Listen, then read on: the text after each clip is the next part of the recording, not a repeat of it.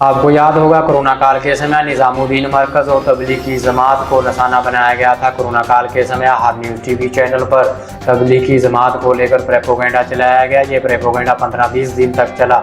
एक ही समुदाय के खिलाफ नफरत फैलाने का काम किया गया और उन्हें विलेन बनाने का काम किया। दिल्ली की अदालत ने तबलीगी जमात वालों को बाइज्जत बरी किया। उन पर कोई भी आरोप सिद्ध नहीं हुआ। जो लोग निजामुद्दीन मरकज और तबलीगी जमात वालों को दोषी ठहरा रहे थे, उनके मुंह पर यह करारा तमाचा है।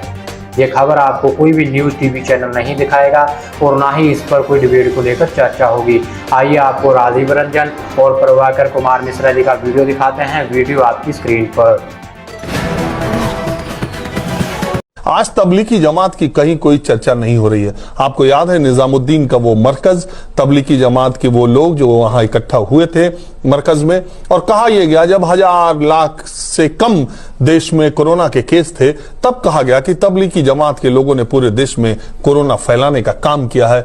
सरकारें, अरविंद केजरीवाल भी, तमाम सरकारें जब आंकड़े दिया करती थी तब तबलीगी जमात के लोगों का नाम अलग से देती थी कि जो पॉजिटिव पाए गए तबलीगी जमात के, ये लोग पॉजिटिव पाए गए। उन पर मुकदमा दर्ज हुआ और दिल्ली की एक अदालत ने कल ही 14 देशों के वो जो विदेशी तबलीगी जमात के लोग थे जो मरकज में आए थे, उन लोगों को बाइज्जत बरी किया। उनको कोर्ट ने कहा कि कोरोना फैलाने का कोई आरोप इन पर सिद्ध नहीं होता है और वहां निजामुद्दीन थाने के जो एसएचओ हैं उनको लताड़ लगाई। और लेकिन इस खबर की कहीं कोई चर्चा नहीं है। आपने किसी टीवी चैनल पर डिबेट भी नहीं सुनोगे और हमने भी जितना देखा उसमें किसी चैनल पर दिखाई नहीं दिया। जानना जरूरी है, जो लोग ये कह रहे थे कि तबलीगी जमात की वजह से देश में कोरोना फैला है, उनके मुंह पे ये करारा तमाचा है। अब आंकड़ा 1 करोड़ से ज्यादा है। प्रभाकर, मैं पहला सवाल यही पूछूंगा कि जो ये केस था, अदालत ने उनको कह दिया कि भाई आप जा सकते हैं और आप पे कोई आरोप सिद्ध नहीं होता।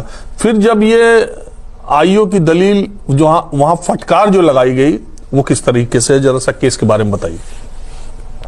राजीव जी,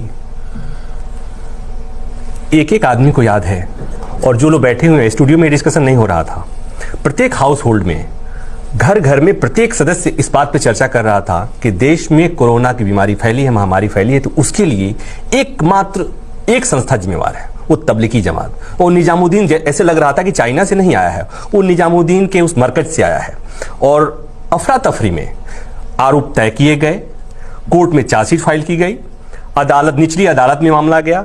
वो जाना चाहते थे विदेश, वो विदेश जाना चाहते थे और उन्हें नहीं जाने दिया गया। कोर्ट में बार बार ये कोई आरोप जब साबित नहीं कर पा रहे थे, निचली अदालत में, सुप्रीम कोर्ट तक मामला गया था राजीव जी। सुप्रीम कोर्ट में मामला गया, सुप्रीम कोर्ट ने कहा कि भाई इन्हें आप वापस जाने दीजिए। सरकार को कहना पड़ा, पुलिस को ये कहना पड़ा कि हम वापस तो जाने देंगे, लेकिन कुछ औपचारिकताएं हैं। और अब जब निचली अदालत ने एकदम से फटकार लगाई, ये कहा कि भाई न कोई परेड हुआ, न कोई जांच हुई, आपने किस आधार पर इन्हें कह दिया कि 2500 में इतने विदेशी थे। पहली बात। दूसरी बात एक बड़ी रोचक है जो आपने चर्चा भी किया कि जब उस समय आंकड़े आ रहे थे, तो मैं केंद्रीय एजेंसी की बात नहीं कर रहा हूं, मैं दिल्ली पुलिस की बात नहीं कर रहा हूं। जब दिल्ली सरकार आंकड़े जारी कर रही थी, तो उसमें से तबलीगी जमात में शामिल लोगों में से कितने लोग कोरोना पॉजिटिव पाए गए थे, उनके लिए अलग से आंकड़े आ रहे थे। और वही नहीं हुआ, देश के अलग अलग कोने में टोपी पहनने वाले मुसलमानों को चिन्हित किया गया और इस तरह के वीडियोज वायरल किए जाते थे कि वो फल को में कुछ सलाइवा लगाते हैं, थूक लगाते हैं और पता नहीं किस किस तरह की बातें, और उन्हें इस घटना के नाम पर विलेन साबित करने की कोशिश की गई। और अब नियम तो ये कहता है कि जब कोर्ट ने क्लीन चिट ही नहीं दिया, जब ये कहा कि बेवजह का, फिजूल का ये पूरा प्रोपेगेंडा फैलाया गया था। और एक बात और याद है कि तबलीगी जमात के प्रमुख मोहम्मद साद, उनके लिए लग रहा था कि वो तो ओसामा बिन लादेन से ज्यादा खतरनाक साबित करने की कोशिश की गई थी और रोज छापे पड़ रहे थे और एक तरह से लगा कि अब उन्हें पकड़ करके उन्हें टांग दिया जाएगा। मैं खुद वहां गया मरकज में, निजामुद्दीन के मरकज में एक बार मैं पहुंच गया था। वहां 4 पुलिस वालों ने मुझे ऐसे घेर लिया कि आप यहां तक कैसे आ गए, जैसे मालूम हो रहा था मैं किसी बॉर्डर तक पहुंच गया। हम आपको वो बात बता रहे हैं, आप याद रखिए, आपको याद होगा कि महीनों तक टीवी पर डिबेट चला, महीनों तक ये बातें चली और इसके आज सबके मुंह सिले हुए हैं। आज वो ये कोई बताने वाला नहीं है कि उन लोगों को कह दिया गया कि भैया आप पर कोई आरोप सिद्ध नहीं होता है कि आपने कोरोना फैलाया है, आप और ये भी कह दिया, उन लोगों ने कोर्ट में ये दलील, प्रभाकर जी आप सही ज्यादा विस्तार में बताएंगे, उन लोगों की इस दलील को कोर्ट ने मान लिया कि उन्होंने कहा हमें अलग अलग जगहों से उठाया गया है, हम अलग अलग जगह मस्जिदों में या यहां वहां थे लॉकडाउन लगने का, हमको उठाया गया और ये कहा गया कि हम मरकज में थे। एक रोचक बात और बताओ, इलाहाबाद से जुड़े हुए हैं आप, इलाहाबाद विश्वविद्यालय से, इलाहाबाद विश्वविद्यालय के एक प्रोफेसर शाहिद, हाँ? उनको इसी आधार पर यूनिवर्सिटी ने सो कॉल्ड नोटिस दे दिया कि उनके यहां कोई मरकज के किसी सदस्य, कुछ सदस्यों को उन्होंने हेल्प किया था, उनको आश्रय दिया था। हाँ, राजनीति शास्त्र के प्रोफेसर। और ये इतनी शर्मनाक, एक तरह से कहें ये शर्मनाक स्थिति है। और हम ये कहेंगे कि इसके लिए मैंने जब कहा कि प्रत्येक हाउस होल्ड में इसकी चर्चा हो रही थी, तो उसके लिए जिम्मेवार कौन था?